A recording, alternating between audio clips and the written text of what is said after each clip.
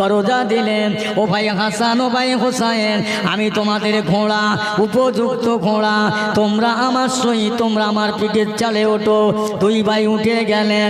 মসজিদে নববী শরীফের একবারে মাথা একবারও মাথা নানা যান ঘোড়ার তো লাগাম থাকে, এ ঘোড়ার লাগাম কোথায়? আমার রাসূলুল্লাহর মাথায় বড় বড় বাবরি চুল ছিলেন। ইমাম হাসান হোসাইনকে চুলটা ধরিয়ে দিলেন, তোমাদের ঘোড়ার লাগামটা ধরো। নানাজি কই ঘোড়া তো ডাকে না, ঘোড়াকে একবার ডাকতে পারেন? আল্লাহ রাসূল দিল দুনিয়ার বাদশাহ ইমাম হাসান আর হোসাইনকে খুশি করবার জন্য একবার প্রথমবারে ঘোড়ার মতো ডেকে উঠলেন, দ্বিতীয়বার বললেন নানা যান আর একটা বার কি ডাকবেন না?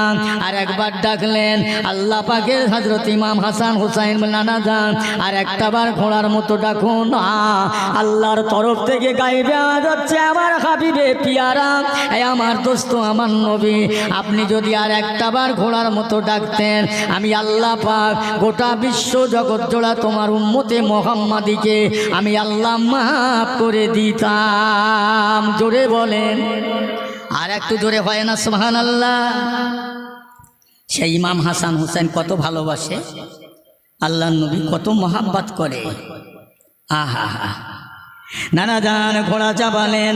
আর একদিন এগার ঘটনা, আল্লাহর নবী মসজিদে নববী শরীফে নামাজ আদায় করছেন, সেজদায় চলে গেলেন। ইমাম হোসাইন গিয়ে আমার বিশ্ব নবী রাসূলুল্লাহর পিঠের চালে বসে গেলেন। তসবিহ পাঠ হচ্ছে, 1 নয় 2 নয় 5 বার 7 বার 3 বার, কিন্তু 72 বার সুবহানা রাব্বিয়াল আলা হয়ে যায়। রাসূল আমার মাথা ওঠান না।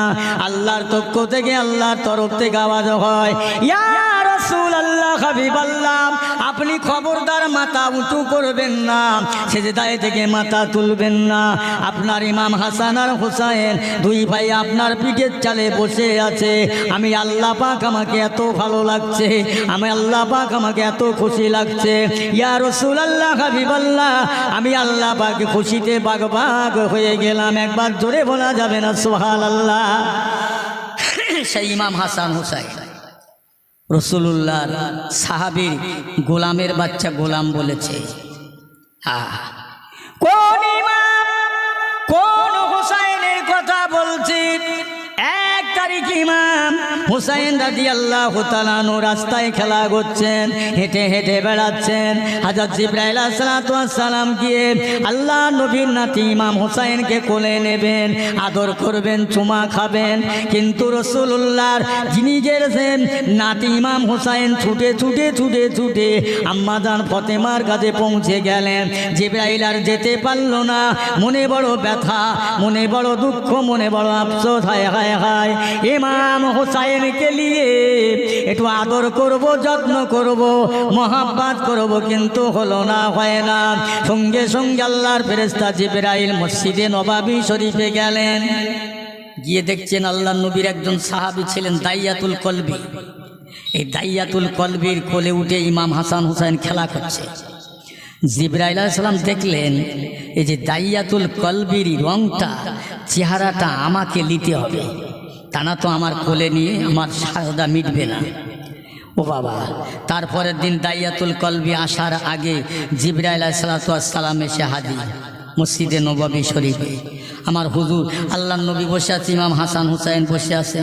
জিবরাইল এসে বসলেন। হাসান হুসাইন এসে জিবরাইল আলাইহিস সালামের কোলে বসছে, মাথায় হাত দিচ্ছে, দাড়িতে হাত দিচ্ছে, নাকে হাত দিচ্ছে, ঠোঁটে হাত দিচ্ছে। আমার নবী বসে বসে সব দেখছে। বলুন না সুবহানাল্লাহ? ধরে বলেন সুবহানাল্লাহ? দেখছে। আল্লাহর ফেরেশতা দেখছেন, আল্লাহর নবী বলছেন, জিবরিল এই কিছু মনে করবে না, ওরা বাচ্চা মানুষ। আহা, জিবরাইল আলাইহিস সালাম বলছে, হুজুর মনে করব মানে? ইয়া রাসূলুল্লাহ হাবিবাল্লাহ, আমি জিবরাইলের মনে সাদটা মিটাবো গেল না। ইয়া রাসূলুল্লাহ, 1 তারিখে ইমাম হোসাইন খেলা করছিল রাস্তায়। আমি জিবরাইলের মনে বড় আশা জেগেছে, আমার মনে বড় মায়া জেগেছে। আমি হোসাইনকে কোলে নেব, চুমা দেব, আদর করব।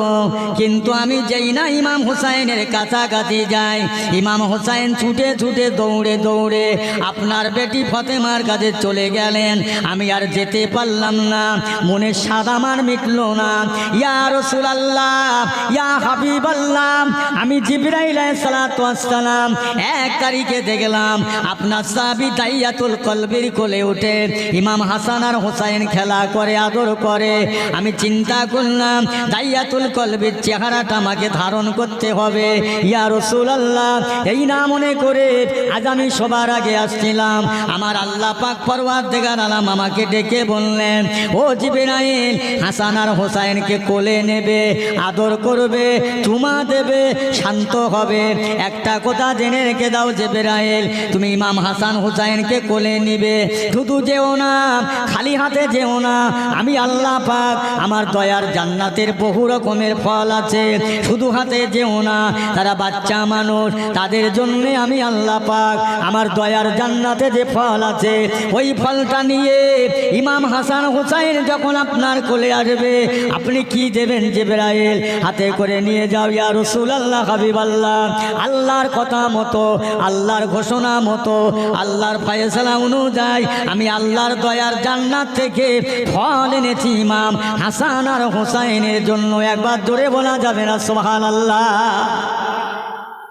বেঁচে থাকতে জান্নাতের ফল সেই ইমাম হাসান হোসাইন।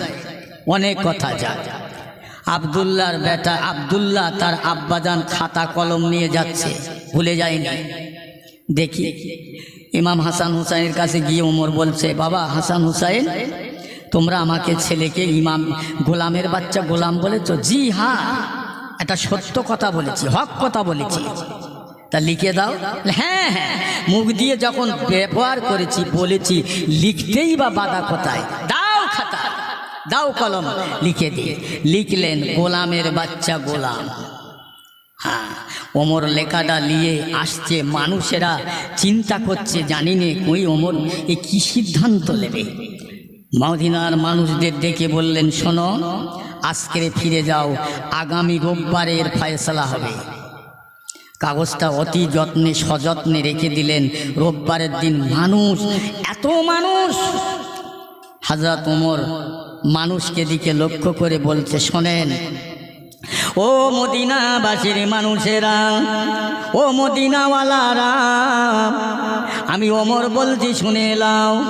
এই যে কাগজটায় সাক্ষী রয়েছে হাসান আর হোসাইন, আমাকে গোলামের বাচ্চা গোলাম বলেছে আমার বেটাকে। আমি ওমর যখন দুনিয়া থেকে মারা যাব, বিদায় হয়ে যাব, চলে যাব, আমার লাশটা গোসল দেবে, কাফন পরাবে, কাফনটা পরিয়ে এই কাগজটা আমার বুকের ভিতরে ভালো করে ঢুকিয়ে দিবে। আমাকে যখন কবরে শোয়ানো হবে, মনকে নাকি সওয়াল করবে, মান রব্বুকা মান দীনুকা মান নাবিয়ুকা।